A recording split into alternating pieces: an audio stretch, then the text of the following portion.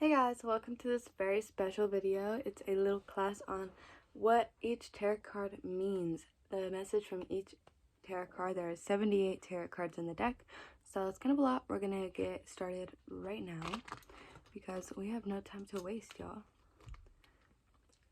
We got the Fool. The Fool is the first card in the deck. It's like taking risks, taking a new beginning. This could be a new relationship, a new job, basically like walking into something with a blind eye. This could be a good or a bad thing because you could be walking into something without thinking about the repercussions or whatever. The Magician. So the Magician is the second card in the deck. It is the person who creates their own world. They're a thinker. They use all the tools for their benefits. They understand each each arcana, the wands, the cups, the swords, and the they understand all four of the tools and they use them all to their benefit. They could be a good manifester. So the High Priestess is after the Magician. This is someone who's very knowledgeable. They look into self for knowledge. They know how to have a connection with spirit and their intuition, and they are good reads. The Empress is the next card. It is the mother energy, somebody who is very giving, somebody who's very nurturing and loving, and is very attractive. They attract things to them, and they're very in their power. They're very confident. Next is the Emperor. This is the divine counterpart to the Empress. They are in their ground. They have business opportunities. They may be giving out to people. They are all about standing in their power, having stability, being authority. The Hierophant is the match to the High Priestess. They're all about tradition, religion, getting the truth, inner wisdom, and stuff like that. The Lovers is the next card. This is a divine connection, a connection that has been timed out and divinely fated by, God's universe or whatever, people who are meant to be together, and this is a connection that is beautiful, people who have an amazing, healthy relationship. The Chariot is next. This is all about having independence in a relationship, about moving forward with fastness, about being balanced and having alignment within yourself, power in yourself, inner power. The next card is Strength. This is Leo energy. This is all about fighting your inner demons, conquering them, and making them your own, having the strength to look at your fears in the eye and conquer them and then enjoy them. Basically telling you if you have strength to do things, to conquer things, to do what you want. The next card is the Hermit card. This card could be good and bad. This card could be about self-isolation, learning new things by yourself, learning about yourself, going inside for your knowledge. This could also be a little bit sad, a little bit lonely. The Wheel of Fortune is the next card. This card is about like cycles moving and all about good fortune and good luck. If it's in reverse, that's about bad luck, and upright, it's about good luck. Justice is next. This is about getting karma, getting what you deserve. Either somebody else is getting bad karma or you're getting bad karma, or good karma, vice versa, for the things you've done. This is all about the scales weighing out and everything, like consequences for your actions. This card is the Hanged Man, but this is like a special version. This is all about release and releasing your power to the universe and your troubles to the universe and letting them take care of them and trying to be happy in any situation. And also like self-reflection. The next card is Death. This card is Scorpio energy. It is a rebirth. This can also mean an actual death or something like that, but it usually has to do with somebody going through a rebirth of their personality or a glow up physically. Next is Temperance. This has to do with patience, divine timing, having the ability to have patience, and being able to have an open mind for a lot of different types of people. The next card is the Devil. This card has to do with laziness, substance abuse, stuff where it's just bad for you, bad habits, and you still enjoy doing them even though you think they're bad for you. The next card is the Tower. The Tower has to do with a big life change or something unexpected happening, something that like totally blows you out of the water and you weren't expecting it all, and it might be like a move, a breakup, something like that. The next card is the Star. This has to do with being in the public eye. It also has Aquarius energy.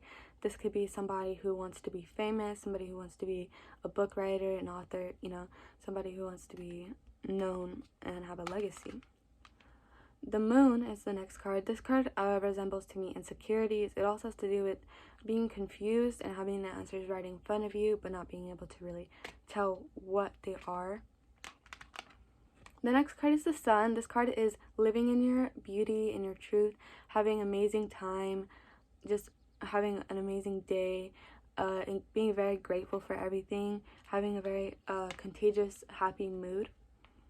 The Judgment card is about releasing judgment from yourself, from others, being able to look at the situation from a bigger perspective.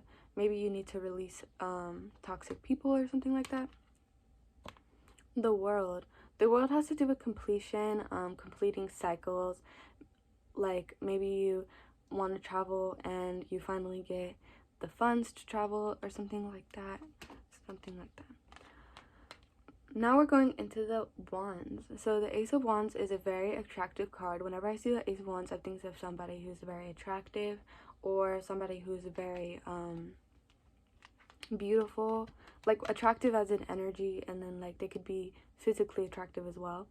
The Two of Wands is about somebody who is a go-getter. They have a lot of opportunities for them and they tell their friends about them. They are very supported. The Three of Wands is somebody who is working with their friends to get things done. They're a collaborator. They may be somebody who works on a team to get, you know, artwork out or videos out or something.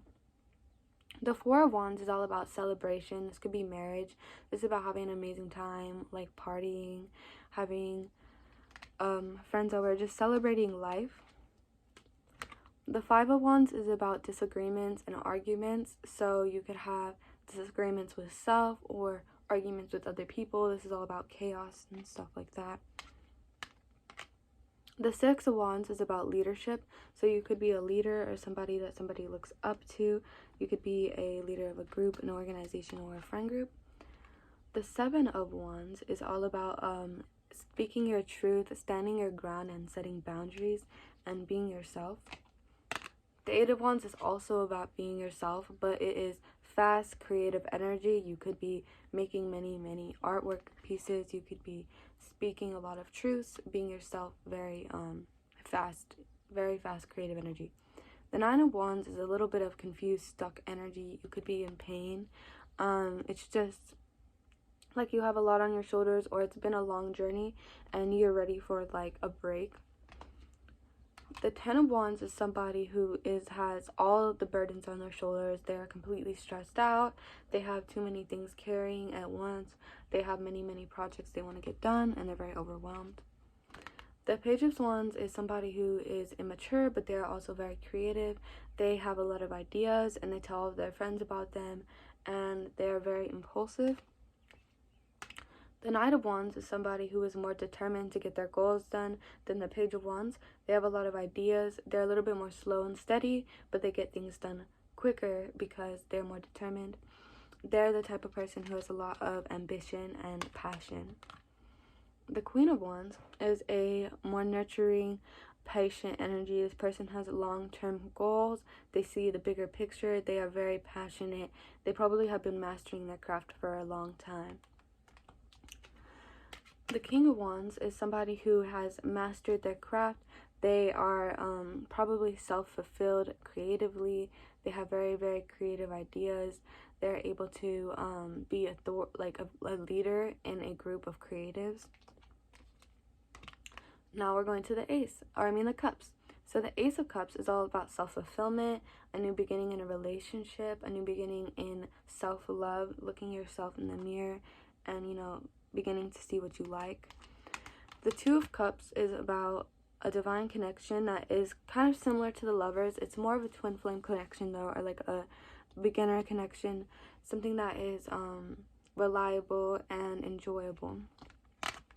The Three of Cups can be a third party situation in a relationship, like a cheater or something like that, or a poly relationship, or you can have a friend group of 3 people, or you just have spent a lot of your time with your friends, having fun with your friends and stuff like that.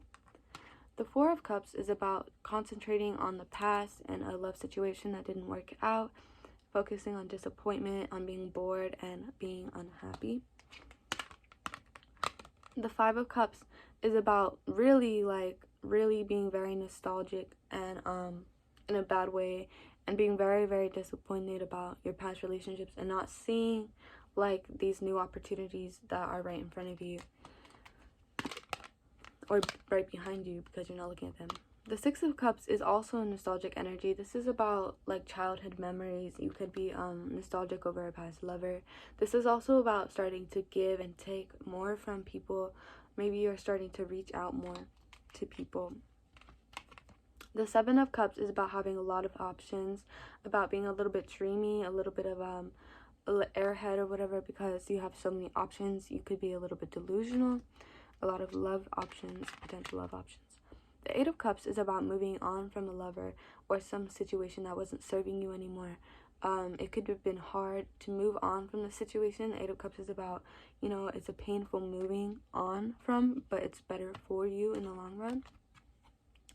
The Nine of Cups is about self-fulfillment, being happy on your own, being fulfilled, being a little bit bored with your current situation because you're so successful and you have everything aligned, and you just want the Ten of Cups, which is the next card, the Ten of Cups, which is pretty much pure paradise, pure bliss, ecstasy, just complete happiness. This is probably like an amazing relationship, amazing career, and amazing self-love. So yeah, just complete happiness. The Page of Cups is somebody who is trying to go venture off and find their happiness. Maybe a young one who just moved out from home and they're trying to go find happiness, or somebody who is kind of immature in relationships and they're maybe a little bit flighty, or this person's just not, they're a little bit immature. So the Knight of Cups is somebody who is more determined. They will come, okay, so the Page of Wands is like someone who will come with a little offer to you for a relationship, and this person will come with like a lot to offer. They have very long and like they have slow and steady intentions. They're in for the long run, and they're going to be offering you a bigger offer than the Page of Cups. The Queen of Cups is somebody who has pure love to give out. They are very feminine, very nurturing energy. They are a very loving person who has so much love to give that they do not need it back. They don't expect anything in return. They just give love because they enjoy to give people things. They enjoy giving their love and making people happy. The King of Cups is an emotionally stable man who is just amazing at, you know, giving and not expecting anything back. They're amazing with children. They're amazing by themselves. This person is just emotionally fulfilled. They don't speak bad on anybody or themselves. The Ace of Swords. Now we're getting into swords. So the Ace of Swords is all about truth. When I see this, it's like, yes, that's the truth, or, you know, they're telling the truth. Somebody is honest. The Two of Swords is all about a lingering self or a lingering past life. You could be trying to, you know, become your new self, but you're still a little bit confused about your old self, or you're blinded from a situation or a third party. The Three of Swords is about heartbreak or letting somebody go, going through a really emotional time, having to let go a lot of pain. The Four of Swords is after you've let go of the pain and you feel sort of numb and you're kind of just walking through life kind of like a scarecrow. You know, you don't feel emotional for a little bit. You may feel like you're just hanging in there and you don't know how to feel. The Five of Swords is all about creating your own illusions, creating your own problems. You may be an overthinker or have anxiety, or you just are creating your own problems. So yeah. The Six of Swords. Alright, so the Six of Swords is about